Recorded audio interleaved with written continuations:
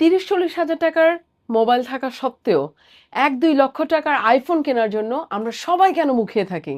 কোশ্চেনটা আপনার কাছে। বলেন তো কেন? কারণ আইফোন শুধুমাত্র কিন্তু আপনাকে মোবাইল সেল করছে না। আইফোন বিক্রি করছে আপনাকে একটা স্ট্যাটাস, প্রিমিয়াম ফিলিং এবং সিকিউরিটি।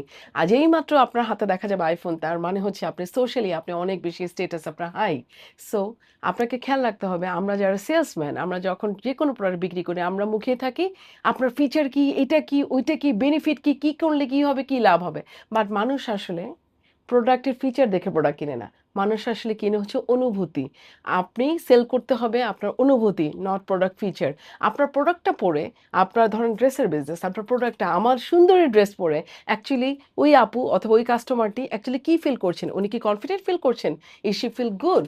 তার কি ওরকম একটা কনফিডেন্ট লেভেল বেড়ে গেল? সো এইটা হচ্ছে আপনি সেল করতে পারেন, নট ফিচার যে এটা কোয়ালিটি এরকম, এটা এরকম। সেটা দিয়ে অ্যাকচুয়ালি আপনি কখনোই আপনার স্ট্রেংথ ডেভেলপ করতে পারবেন না। লজিক দেখিয়ে সাধারণ প্রোডাক্ট বিক্রেতা অনেক আছে। বাট সফল উদ্যোক্তা কারা? যারা হচ্ছে শুধুমাত্র প্রোডাক্ট না, তারা কাস্টমারের অনুভূতি এবং লাইফস্টাইলের পার্ট হতে পারে। সো আপনি আজকে আমাদেরকে বলেন, আপনি কি বিক্রি করেন? আপনার প্রোডাক্টের ফিচার? নাকি অনুভূতি? নাকি আপনার বিজনেসের একটা ইউনিকনেস?